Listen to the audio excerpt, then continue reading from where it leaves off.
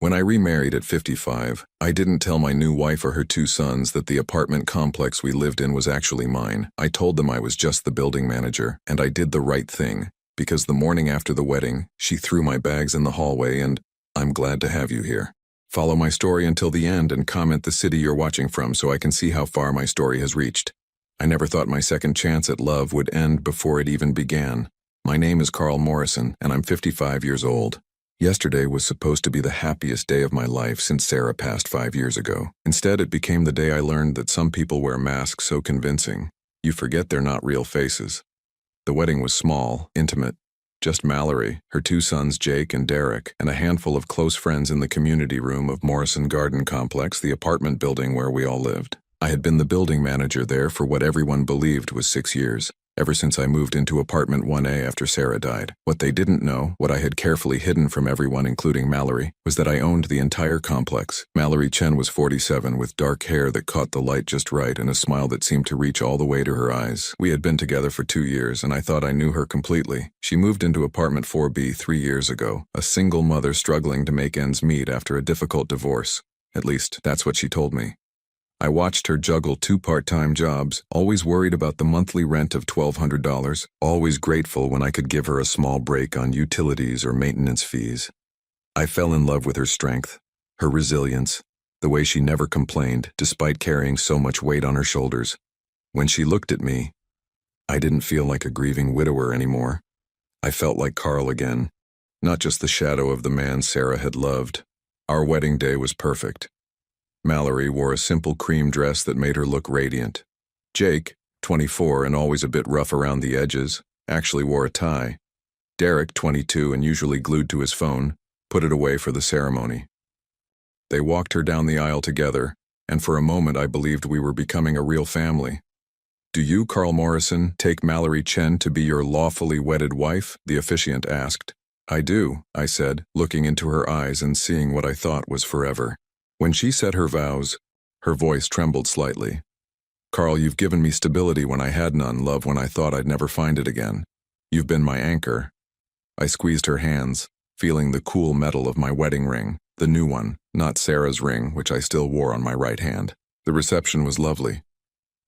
Mrs. Patterson from 3C made her famous lasagna. Mr. Rodriguez brought his guitar and played the Spanish songs Mallory loved. Even Jake seemed relaxed, laughing at Derek's stories about his community college classes. We stayed up until almost midnight, cleaning up and talking about our future. Mallory mentioned wanting to redecorate my apartment, our apartment now. She had such specific ideas about new furniture, about changing the layout. I found it charming how excited she was about making it ours. "I've been thinking," she said as we finally headed to bed, "maybe we should get a bigger place. Your apartment is nice, but with Jake and Derek visiting more often now that we're married, we'll figure it out," I told her, kissing her forehead. "We have time." I woke up Sunday morning to the smell of coffee brewing. For a moment, lying in bed listening to Mallory move around the kitchen, I felt truly happy. Sarah would have wanted this for me, I thought. She would have wanted me to find love again. When I walked into the kitchen, Mallory was already dressed, her hair pulled back in a severe ponytail I'd never seen before. Jake and Derek were at the small dining table, looking more serious than I'd ever seen them. "Good morning, wife," I said with a smile, reaching for her. She stepped back. "Sit down, Carl." Something in her tone made my stomach tighten. "Is everything okay?" "Sit down," she repeated, and there was no warmth in her voice at all. I sat, confused. The coffee mug she placed in front of me was chipped, one I'd never seen before. Not one of the matching sets Sarah and I had picked out together. "Jake, go get his things," Mallory said without looking at me. "What?" I laughed, thinking this had to be some kind of joke. "What things?" Jake stood up and walked toward the bedroom. I started to follow, but Derek moved to block my path. "Derek, what's going on?" I asked. "You need to leave," Mallory said. Her voice was calm, matter-of-fact, as if she were discussing the weather. "Leave? This is my apartment. This is my home." She turned to face me then, and the woman looking back at me was a complete stranger. The warmth was gone, the gentle smile, the soft eyes that used to crinkle when she laughed. This woman was cold, calculating. "Not anymore," she said. "We're married now. This apartment comes with the marriage, and the marriage comes with conditions." "What are you talking about?" Jake returned carrying a suitcase, my suitcase, hastily packed with what looked like random clothes. "Here's his stuff." "This is insane." I said, standing up so fast the chair scraped against the floor. Mallory, talk to me. What's happening here? What's happening, she said, crossing her arms, is that you're leaving. This apartment is too small for all of us, and since you're just the building manager, you can find somewhere else to live, maybe one of the smaller units. Just the building manager? The words felt strange in my mouth. Jake and Derek need stability. They're young men trying to build their futures. You're 55 years old with a maintenance job. This isn't really about you anymore. I stared at her, trying to find any trace of the woman I'd married less than 24 hours ago. You can't be serious. I'm completely serious. She walked to the door and opened it. Your things are packed. There's the hallway. Derek picked up the suitcase and set it outside the door. The sound it made hitting the hallway floor echoed through the building. Mallory, I said, my voice barely above a whisper. We just got married yesterday. Yes, she said, and now we're married, which means I live here and you live somewhere else. This doesn't make any sense. You love me. You said you loved me. Something flickered across her face then, and for just a moment, I thought I saw a crack in the mask, but it was gone as quickly as it appeared. Love is a luxury, Carl. Security is a necessity. Jake pushed past me toward the door. Come on, man. Don't make this harder than it has to be. I looked at Derek, hoping to find an ally. He wouldn't meet my eyes. If you don't leave now, Mallory said, I'll call the building owner and tell them you're harassing tenants. The irony of that threat hit me like a physical blow. Call the building owner, if she only knew. I walked toward the door on unsteady legs. In the hallway, Mrs. Patterson was getting her mail. She looked at me with confusion and concern. Carl, what's going on? I'm not sure, I said honestly. Mallory appeared in the doorway. Carl's moving to a different apartment, she announced cheerfully. Newlywed adjustments, you know how it is. Mrs. Patterson looked between us, clearly sensing something was wrong but not knowing what to say. I picked up my suitcase, its weight feeling heavier than it should have. As I walked toward the elevator, I heard the door to what had been my apartment, my home, close firmly behind me. Standing in that hallway, holding a suitcase full of hastily packed belongings, I felt like I was living in some kind of nightmare. This was my building. These were my tenants. This was my life, and somehow, in the space of 12 hours, it had been taken away from me by the woman I thought loved me. But as I pressed the button for the elevator, something Sarah used to say came back to me. Sometimes people show you exactly who they are, Carl. The question is whether you're paying attention. I was paying attention now. And as the elevator doors opened, I realized that Mallory had just made the biggest mistake of her life. She had no idea who she was really dealing with. The spare apartment in the basement wasn't much. Just a small studio I kept for emergencies. But it gave me a place to think. From my window, I could see directly into the building's courtyard where Sarah's rose bushes still bloomed. She had planted them our first spring here, white roses that reminded her of her grandmother's garden in Ohio. I sat on the narrow bed, still wearing yesterday's wedding clothes, trying to make sense of what had happened. The woman who had thrown me out of my own apartment wasn't the same woman who had cried during our first dance 2 nights ago. That Mallory had been gentle, grateful, vulnerable. This Mallory was someone else entirely. My phone buzzed with a text message. It was from Mallory. Don't try to come back up here. We need space to adjust to married life. I stared at the message, noting how she said we, meaning her and her sons. I wasn't part of the we anymore, apparently. I was just an inconvenience to be managed. But something about this whole situation felt wrong beyond just the shock of it. Mallory's transformation had been too complete. Too immediate. People don't change that dramatically overnight, not unless they were never who they claimed to be in the first place. I pulled out my laptop and did something I probably should have done 2 years ago. I started researching. Mallory Chen, age 47, divorced. The basics I already knew were accurate. But as I dug deeper, a different picture began to emerge. Her ex-husband hadn't left her financially desperate as she'd claimed. According to the divorce records I found, she'd received a settlement of nearly $200,000 plus monthly alimony of $3,000. $3,000 a month. That was more than double what she told me she made from her 2 part-time jobs combined. Yet she'd consistently struggled to pay her $1,200 rent, often asking for extensions, sometimes paying in cash with apologetic explanations about banking delays. I kept digging. Her previous address before moving to my building wasn't a small apartment in a rough neighborhood, as she'd told me. It was a 3-bedroom house in Westchester County. Property records showed she'd sold it for $420,000 just 6 months before moving into apartment 4B. My hands were shaking as I scrolled through more information. This was a woman who had received nearly $620,000 in cash from her divorce and house sale. She wasn't broke.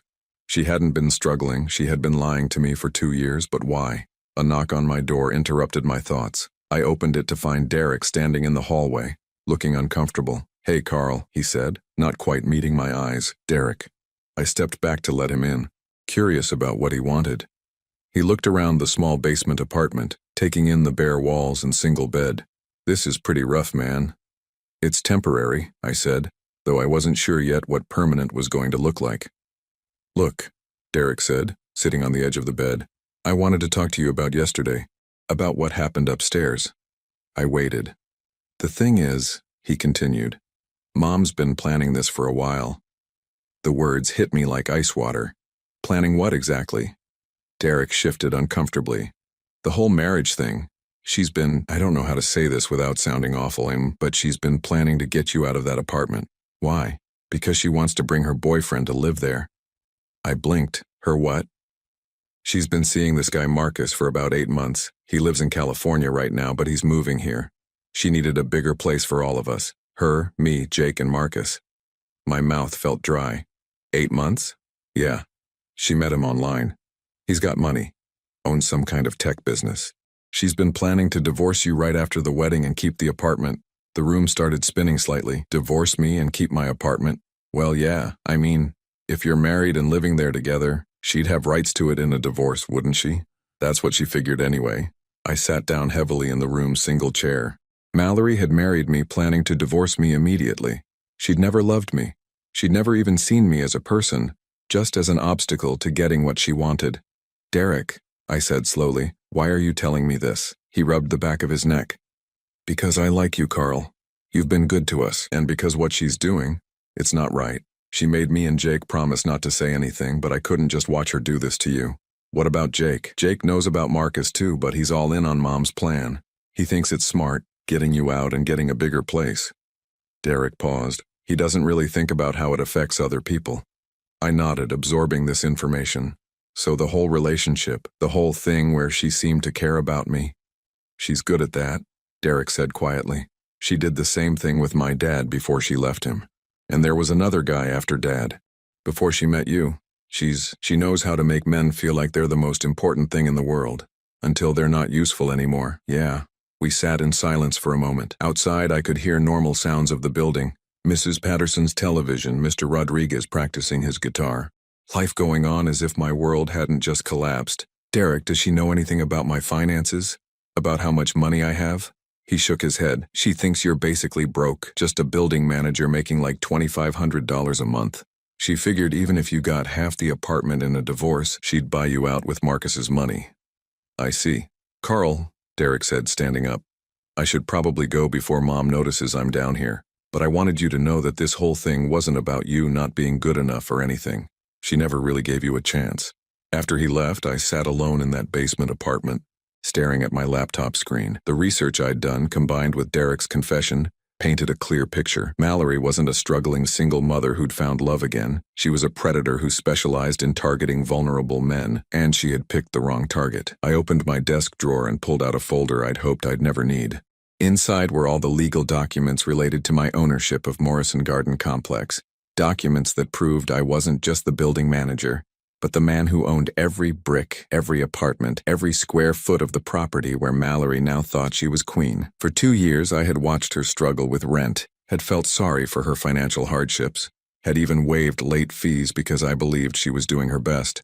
The truth was, she'd been playing a role, setting up a con, grooming me for this moment. She thought she'd married a poor building manager she could control and manipulate. Instead, she'd married a man worth nearly $3 million who owned the ground she stood on. Tomorrow, I decided, would be very different from today.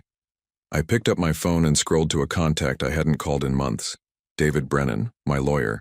David had handled Sarah's estate, had set up all the legal protections around my assets, and had warned me about exactly this type of situation when I'd told him I was getting remarried. "Carl," David answered on the second ring. "How was the wedding?" "Interesting," I said. "David, I think it's time we had that conversation about protecting my interests." "What's happened?"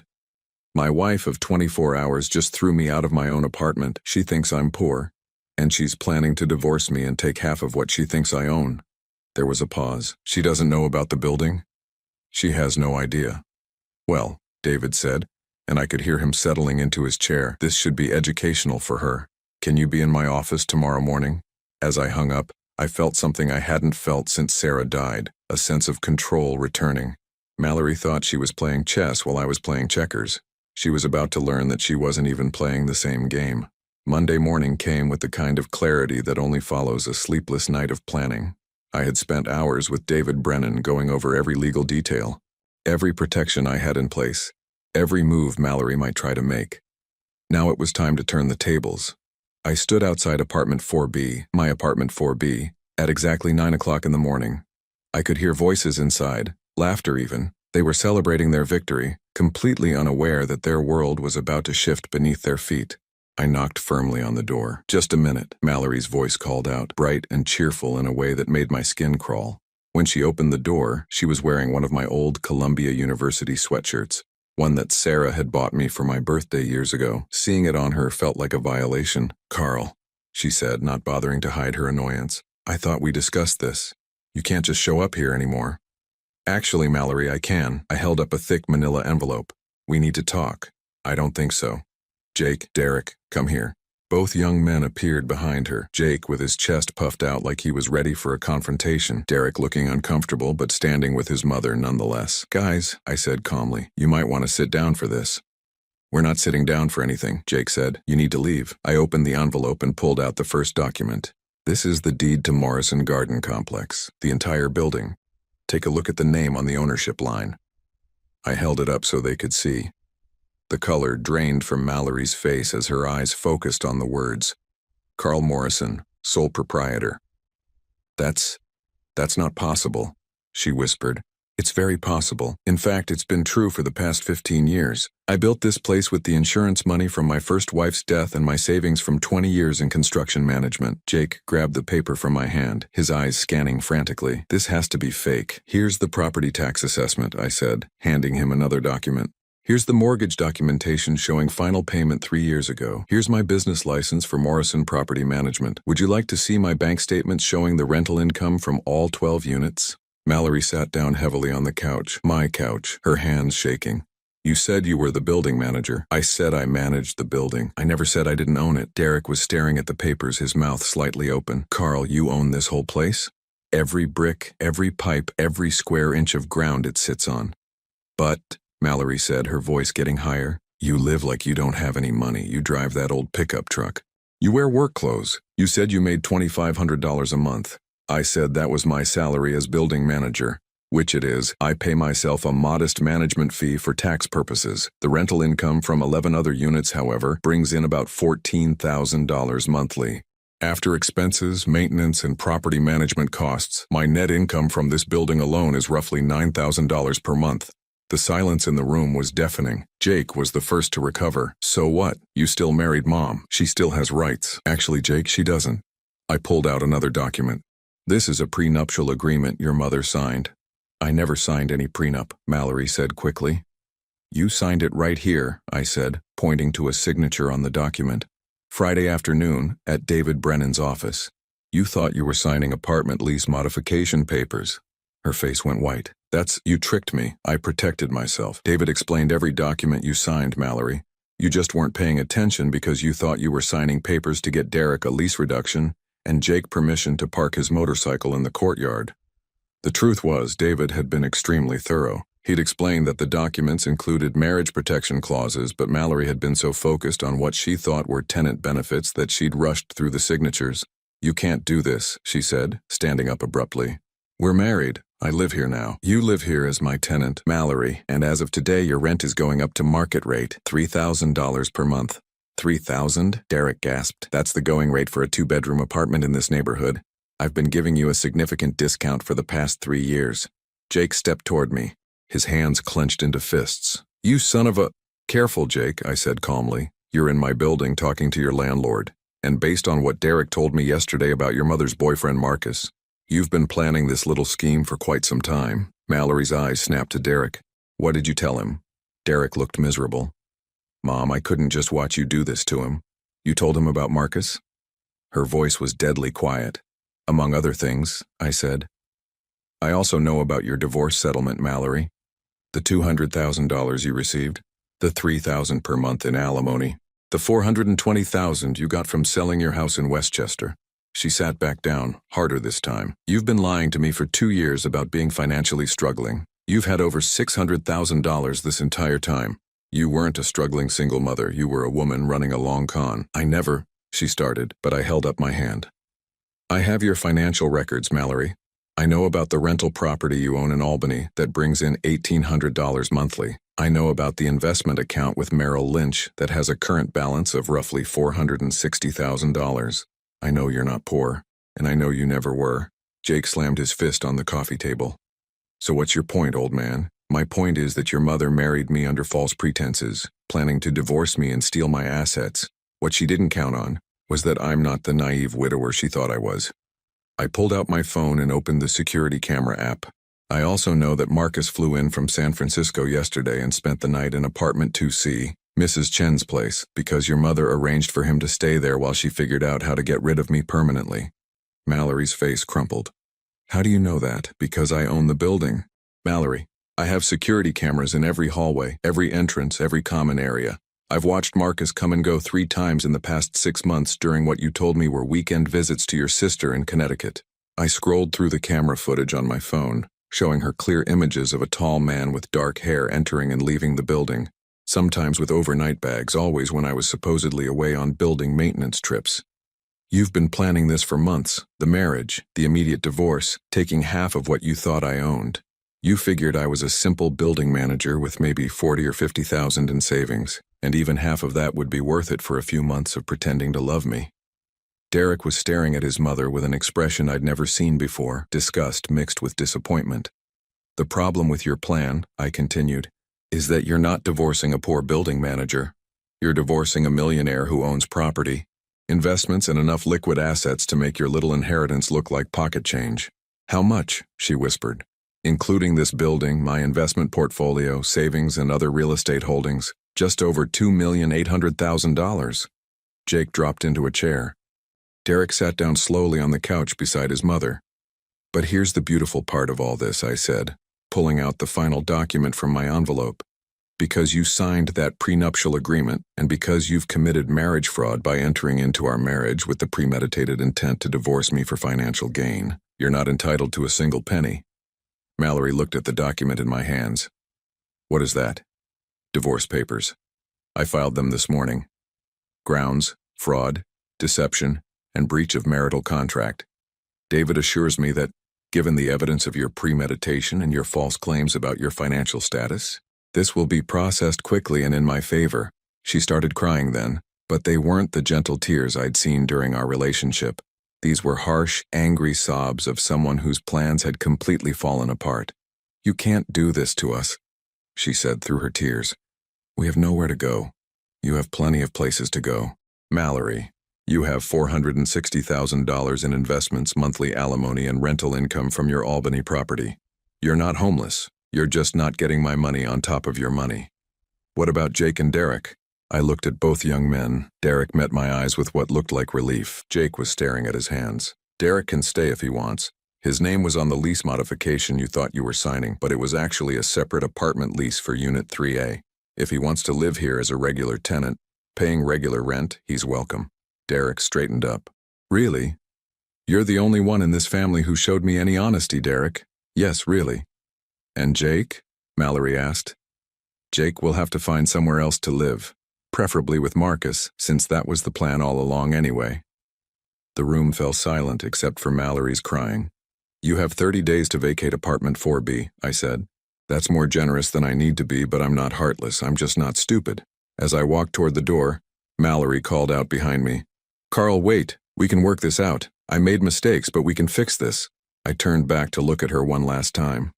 "Mallory, you didn't make mistakes. You made choices. You chose to lie to me for 2 years. You chose to marry me, planning to divorce me immediately. You chose to see me as nothing more than a mark in your con game. I never. You did. And now you're facing the consequences of those choices." I opened the door and stepped into the hallway, then turned back. "Oh, and Mallory, Marcus should find a different place to stay tonight.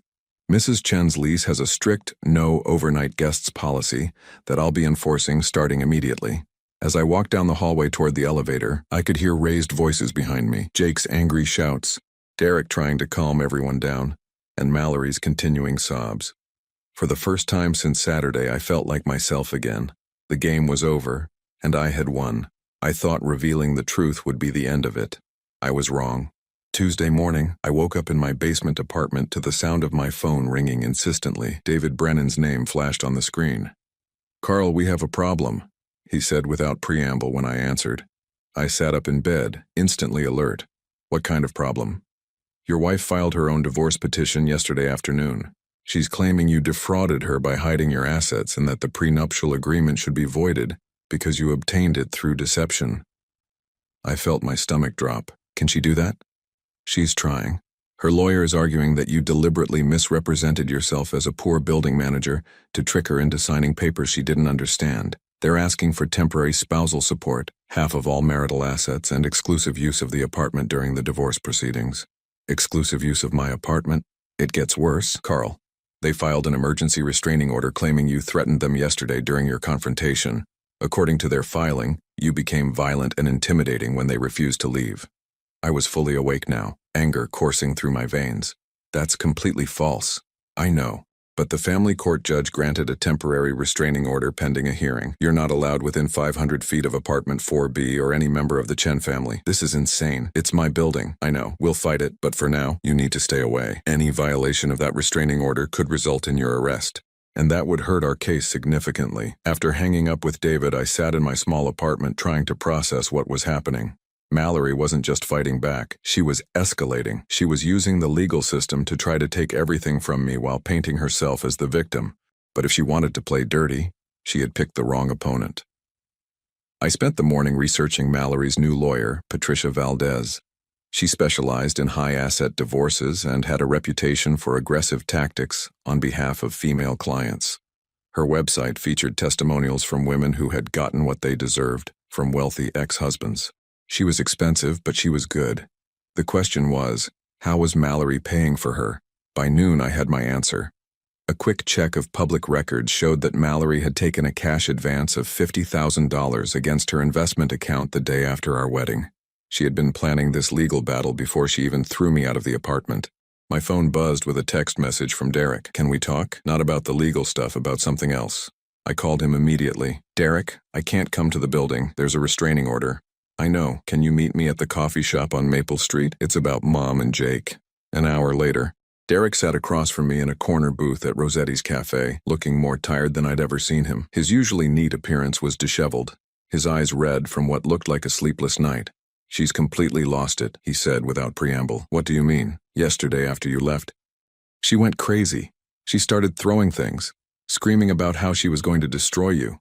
Jake was right there with her, talking about how they were going to take everything you owned." Derek paused, running his hands through his hair. "But then Marcus showed up." "At the apartment?" "Yeah. And Carl, this guy isn't what she told us he was." I leaned forward. "What do you mean?" "She said he was successful, that he owned a tech company in California. But when I talked to him last night, he let slip that he's actually unemployed. He's been living off unemployment benefits and staying with different women he meets online." My blood ran cold. "Different women?" He started bragging to Jake about how he's got this system worked out. He finds women online who seem financially stable, convinces them he's successful, then gradually moves in with them. When they figure out he's lying, he moves on to the next one. "And Mallory doesn't know this?" Derek shook his head. "She has no idea.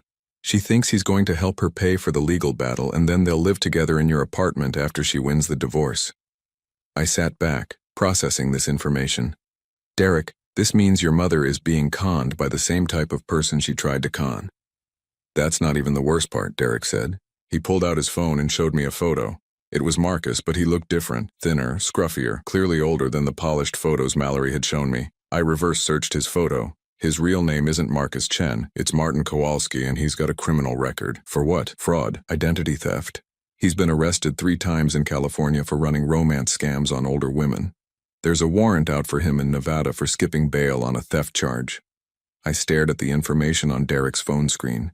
This was bigger than just a messy divorce. Mallory had unknowingly brought a career criminal into my building. "Derek, why are you telling me this?" "Because I'm scared," he said simply. Mom is so focused on trying to destroy you that she's not seeing what's right in front of her. This guy is dangerous. And Jake." He paused. "Jake thinks Martin is cool. He's talking about doing some kind of business with him. What kind of business? I don't know. But they've been whispering about it. Something about easy money and how stupid rich people are." A chill ran down my spine. I thought about all the elderly residents in my building. Mrs. Patterson with her Social Security checks. Mr. Rodriguez with his veteran's pension. These were vulnerable people, and I had unknowingly allowed a predator into their home. "Derek, I need you to do something for me. Can you record any conversations between Jake and Martin?" "I can try, but Carl, there's something else you need to know." "What?" "Mom cleaned out her investment account yesterday. All $460,000. She moved it to some offshore account that Martin set up for her. He told her it was to hide the money from you during the divorce." I felt like I'd been punched in the stomach. She moved her entire savings to an account controlled by a man with a criminal record? He told her it was temporary, just until after the legal stuff was settled. But Carl, I looked at the paperwork he had her sign. I don't think she's ever going to see that money again. I closed my eyes, trying to think clearly. The situation had spiraled far beyond a simple case of marriage fraud. Mallory had been victimized by exactly the type of con she had tried to run on me, and now she was too invested in fighting me to realize it. "Derek, you need to get out of that apartment." "What?" "Tonight. Pack your things and leave. Go stay with a friend, get a hotel room, whatever you need to do. This situation is about to get much worse. I can't just abandon her." "You're not abandoning her. You're protecting yourself." "Derek, think about what you just told me. Martin is a career criminal with fraud convictions. Your mother just gave him access to nearly $500,000. Jake is talking about getting involved in whatever scheme Martin is running. And all of this is happening in my building, where there are elderly tenants with fixed incomes and limited ability to protect themselves." Derek's face went pale as the implications sank in. "I have to call the police," I continued. "I have to report Martin's presence in the building and the fact that he's using a false identity. When I do that, everyone in that apartment is going to be investigated." "But Mom, your mother made her choices, Derek. She chose to lie to me. She chose to try to steal my assets. And now she's chosen to trust a criminal with her life savings. I can't protect her from the consequences of those choices." Derek was quiet for a long moment. Finally, he nodded. "You're right. I'll pack tonight." "Good. And Derek, when you leave, don't tell anyone where you're going. Not your mother, not Jake, and definitely not Martin." As we parted ways outside the coffee shop, Derek grabbed my arm. "Carl, I'm sorry for all of this. You didn't deserve what she did to you. No one deserves to be conned." "Derek. Not me, not your mother, not the other victims Martin has left behind. The difference is I can protect myself. Your mother chose not to." That evening, I sat in my basement apartment with my laptop, compiling everything I knew about Martin Kowalski. Criminal records, arrest warrants, photos, aliases. I had enough information to put him back in prison, and I intended to use it. But first, I needed to make sure my tenants were safe. I started with Mrs. Patterson, calling her directly. "Mrs. Patterson, this is Carl. I need to ask you about any interactions you've had with Mallory's new boyfriend." "Oh, that handsome young man. He was asking about my late husband's coin collection yesterday. So interested in the history behind it." My heart sank. Martin was already working on his next victims. "Mrs. Patterson, I need you to listen to me very carefully." As I made call after call to my tenants, warning them about Martin and advising them to secure any valuables, I realized that Mallory's attempt to destroy me had backfired in the worst possible way. She hadn't just failed to steal my assets, she had handed her own money to a predator and put innocent people in danger. The restraining order meant I couldn't confront Martin directly, but I didn't need to. I had something better than a confrontation. I had evidence, I had the law on my side, and I had a responsibility to protect my tenants that trumped any legal maneuvering Mallory's lawyer could attempt. Tomorrow, Martin Kowalski was going to discover that some buildings are harder to break into than others. The call came at 6 in the morning on Wednesday. Mallory's name on my phone screen made my stomach clench, but I answered anyway. "Carl." Her voice was barely a whisper, completely different from the cold, calculating tone she'd used on Sunday. "Please, I need to talk to you." "Mallory, there's a restraining order. We're not supposed to." "I know, but this is important. It's about Derek. He's missing." I sat up in bed, instantly alert. "What do you mean missing?" "He didn't come home last night. His phone goes straight to voicemail." "Carl, I think something happened to him." Despite everything she had done to me, the fear in her voice seemed genuine. Derek had told me he was leaving, but he wouldn't have just disappeared without telling me where he was going. Have you called the police? I can't, she said, and now she was crying. Martin said if I involve the police, it will mess up the offshore account situation. He thinks Derek might have taken some money and run. Derek wouldn't steal money, Mallory. I know that, you know that. But Martin... Her voice broke completely. Carl, I think I made a terrible mistake. This was it. The moment I had been waiting for without realizing it.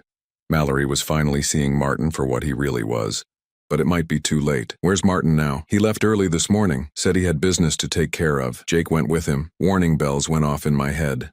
Mallory, listen to me carefully. You need to get out of that apartment right now. What? Why? Because Martin isn't who he says he is.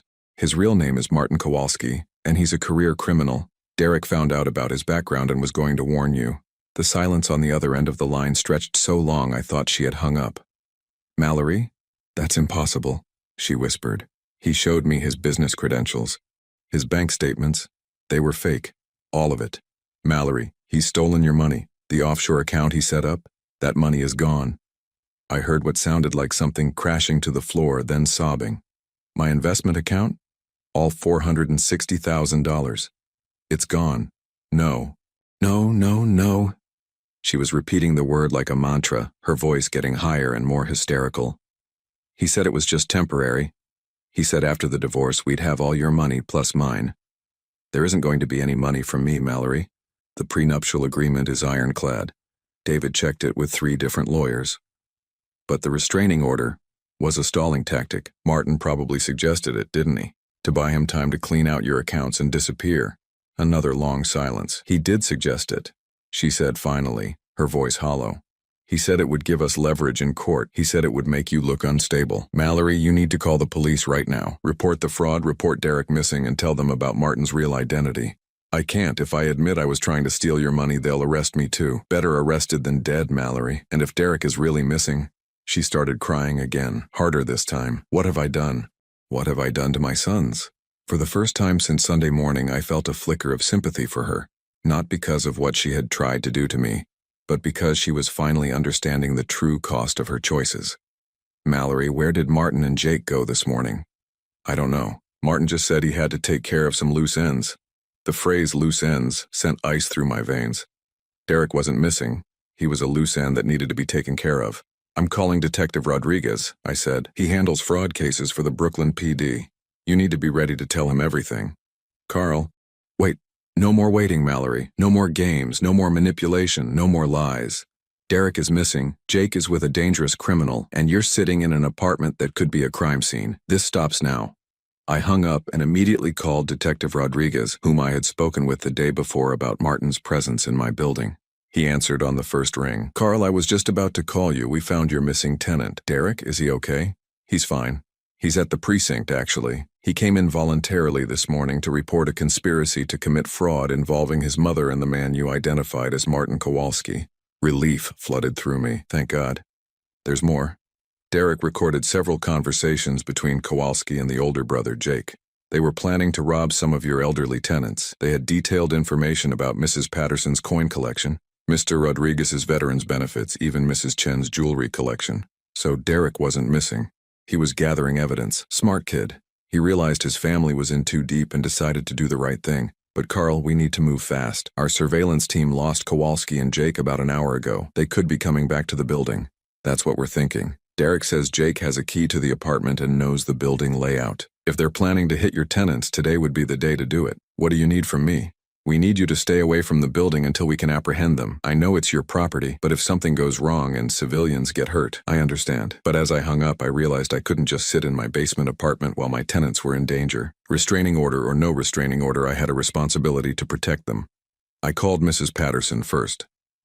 Mrs. Patterson, this is Carl. I need you to listen to me carefully and do exactly what I say. One by one, I called every tenant in the building. I told them to lock their doors, not answer unless they heard my voice specifically, and to call 911 if they saw anyone they didn't recognize in the hallways. Then I called Mallory back. The police know about Martin, I said when she answered. Derek is safe. He's been working with them to gather evidence. He's okay? He's fine, but Jake is still with Martin and they're planning to rob our neighbors. Jake would never. Jake is 19 years old. Mallory. Martin is a career criminal who knows exactly how to manipulate young men into thinking crime is exciting and consequence-free. Your son is in serious danger. I could hear her breathing heavily on the other end of the line.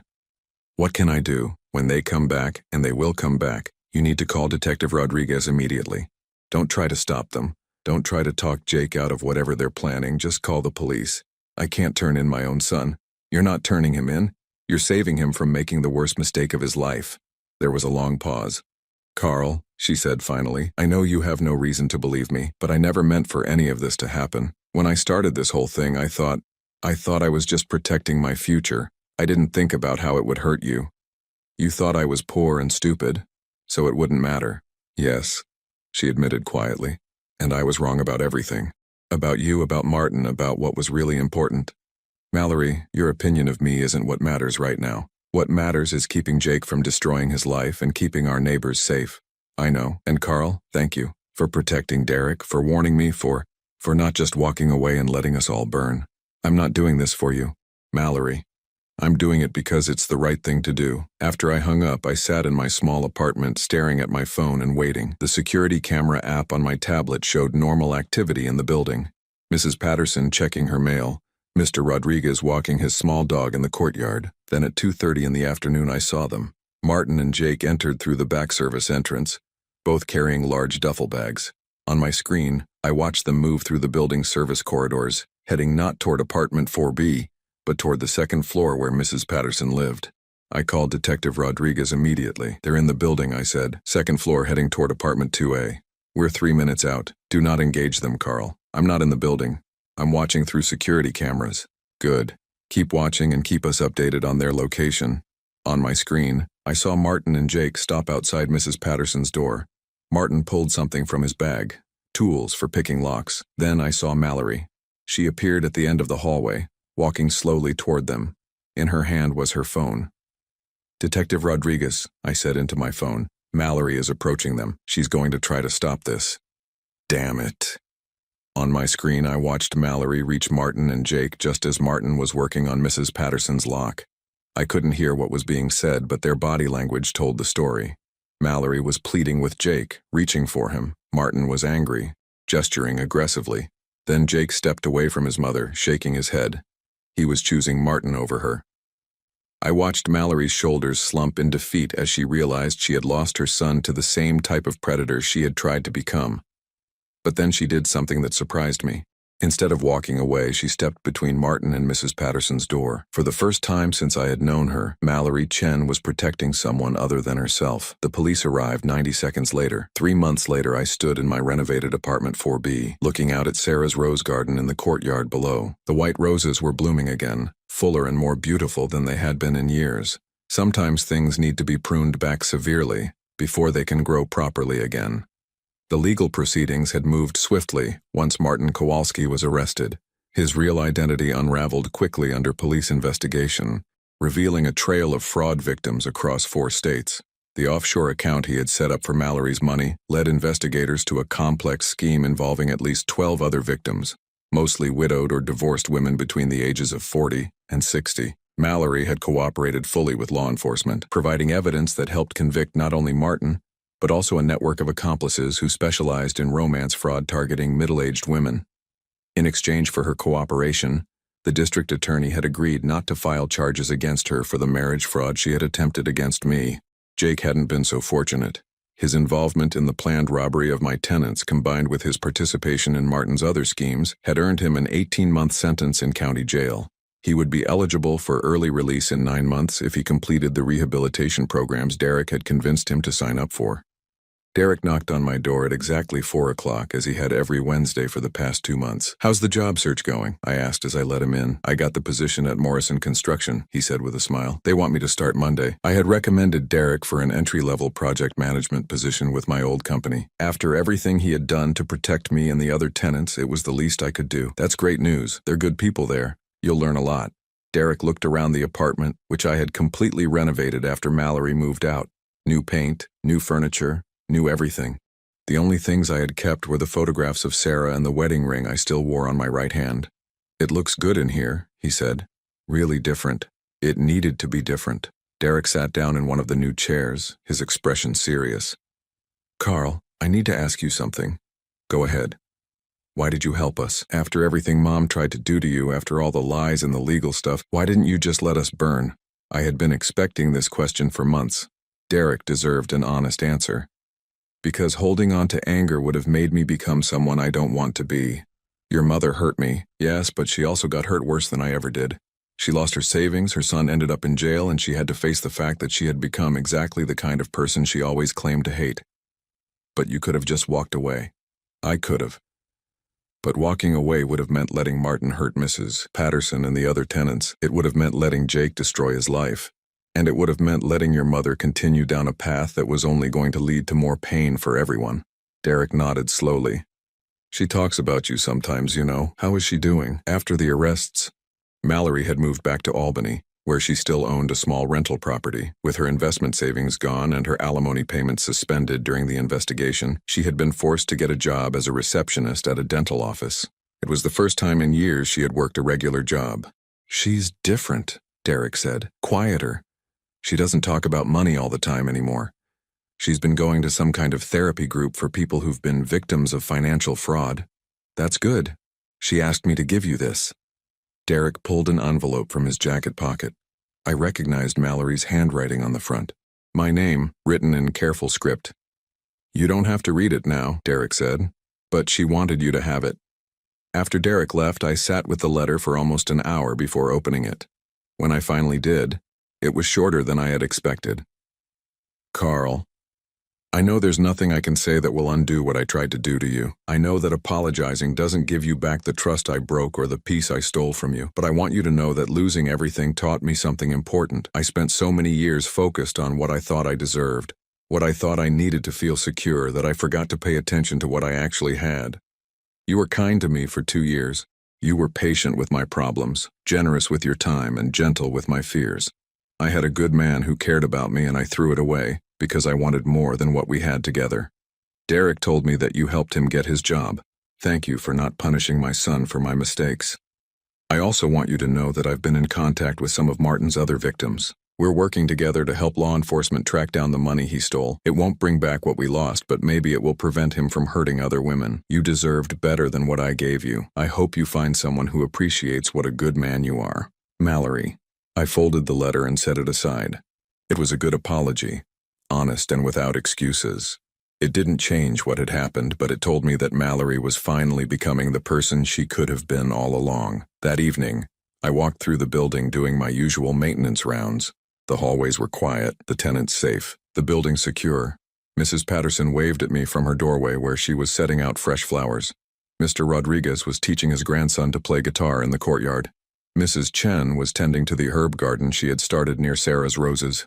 This was my life now. Not the life I had planned when I married Mallory, but the life I had chosen after I learned who she really was. I was alone again, but I wasn't lonely.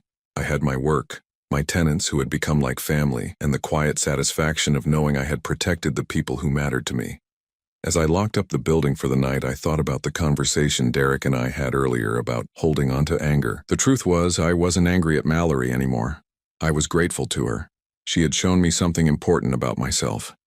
When everything fell apart, when I was tested in ways I had never imagined, I had chosen to be the kind of person Sarah would have been proud of. I had chosen protection over revenge, justice over destruction, and healing over hatred. That was worth more than any amount of money Mallory could have stolen from me. I climbed the stairs to my apartment, stopping as I always did at the window that overlooked the courtyard. Sarah's roses were in full bloom, white petals glowing in the moonlight like small stars against the dark earth. I think you would have approved, I said quietly to the garden below. The next morning, I woke up to sunlight streaming through windows I had opened the night before. For the first time in months, I felt truly rested. I made coffee in the kitchen where Mallory had told me to leave, walked out onto the small balcony where she had planned to bring her boyfriend, and looked out at the city I had called home for 15 years. My phone rang. The caller ID showed a number I didn't recognize, but the area code was local. Hello, Mr. Morrison? This is Janet Coleman from the Brooklyn Community Center. I hope I'm not calling too early. Not at all. What can I do for you? I'm calling about the apartment building support program you inquired about last month. We'd like to discuss having you speak to other property owners about protecting elderly tenants from financial fraud. I had almost forgotten about the inquiry I'd made. After everything with Martin, I had contacted several community organizations about creating educational programs for property owners and tenants. I'd be interested in that. Wonderful. Would you be available to meet next Tuesday? We have several other building owners who have expressed interest, and Detective Rodriguez said he might be able to join us to discuss warning signs to watch for. After we set up the meeting, I sat on my balcony finishing my coffee and thinking about the future.